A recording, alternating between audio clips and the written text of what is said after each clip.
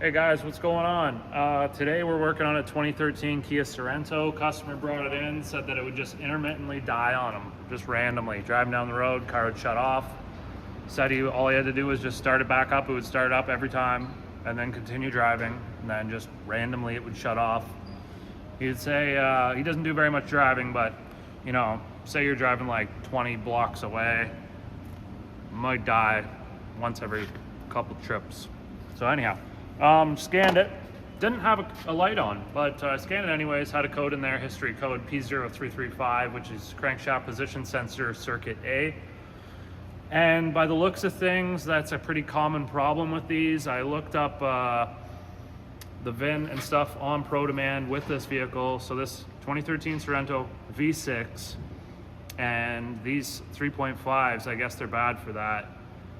And there was a lot of confirmed cases of replace crankshaft position sensor, fix the problem. So it's late at night here on a Wednesday night, and we don't have access to a replacement sensor. However, we did have a 2014 Kia Sorento V6 crankshaft position sensor, which is slightly different. The sensor itself looks the same, the body and everything looks the same, except you'll notice the connectors are different. So this one has a bit of a whip on it, and versus this is the one that we took out of this car. This is the 2014 Kia Sorento.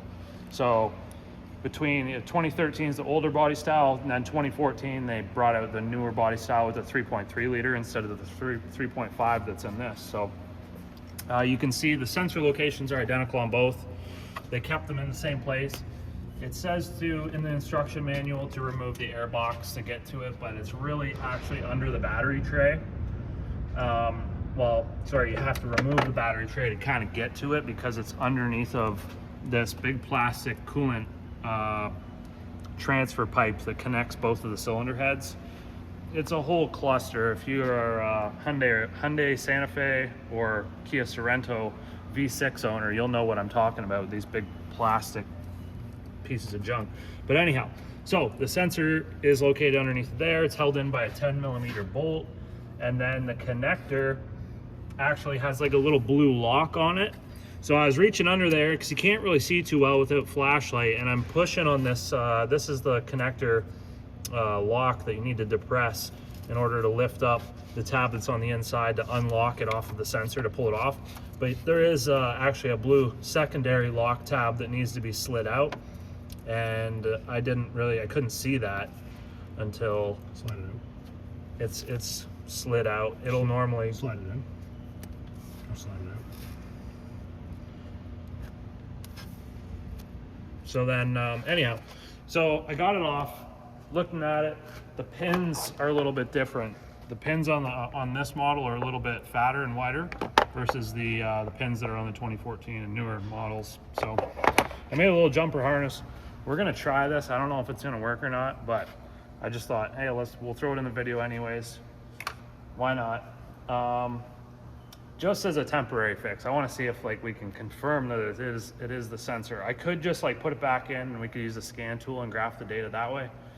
We could also check the wiring harness to make sure there isn't possibly shorted out or something like that. It's a pretty short run from the sensor through the harness. I believe it goes up here into this main harness, where then it'll run over and go right to the engine computer, and that's where it goes.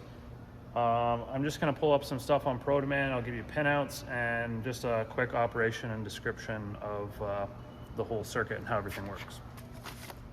All right, so the replacement time for this job on the 2013 is 30 minutes. That's the book time on how long it should take to remove and replace the sensor. It's 0.5, I thought I said 0.3. If it's warranty, it's 0.3. Yeah, for those dealer guys out there, I'm so sorry. You get 18 minutes to take that out and put it back in. That's all you get. So the description of this is crankshaft position sensor detects the crankshaft position and is one of the most important sensors of the engine control system. If there is no crankshaft position signal input, the engine may stop because of the crankshaft position sensor signal missing, obviously. This sensor is installed on the cylinder block or transaxle housing. In this case, it's the transaxle housing, and generates alternating current by a magnetic flux field which is made by the sensor, and the target wheel when engine runs. So the sensor is making magnetic field. There's a tone ring with teeth on it, and as the teeth pass by the sensor, it disrupts the magnetic field and basically is what creates the signal. So we have a target wheel, which is our tone ring. Basically, I think that is what is bolted on the end of the crankshaft. It's going to be where your torque converter is. Might actually also be part of or next to your flywheel that the starter runs. It consists of 58 slots and 2 missing slots on a 360-degree wheel. So every time those 2 missing slots go by, that's where your top dead center for cylinder 1 should be, I believe.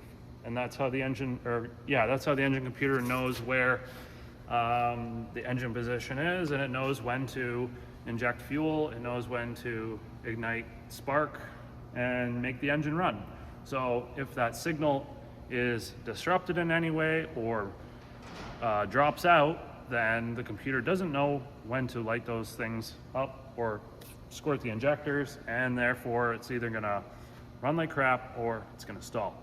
So yeah, like I say, our possibilities of problems include either sensor, wiring, or computer. No tone ring. Yeah, it could be tone ring too. Yeah, that's a good point. Not in this situation.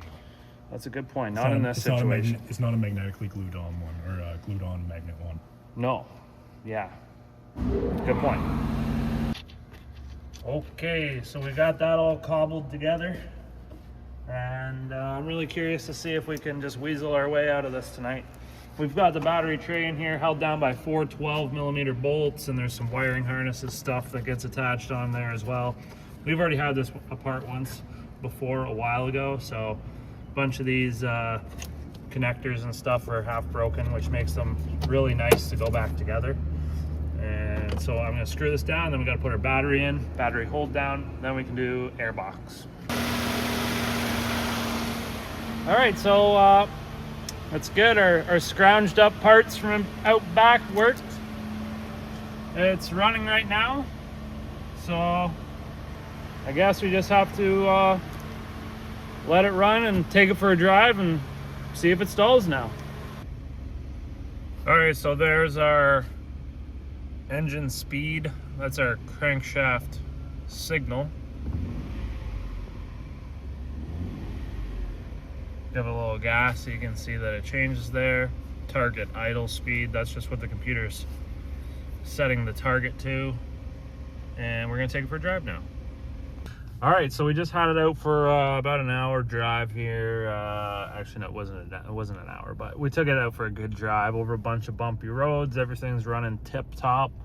So I'm gonna say that it definitely needs a sensor, and yeah, don't do what I did, just buy the right sensor. We'll have a link in the description. Hopefully the video helped. Give it a thumbs up if it did. Got any questions, throw them in the comments. I'd be glad to try to answer any questions you might have.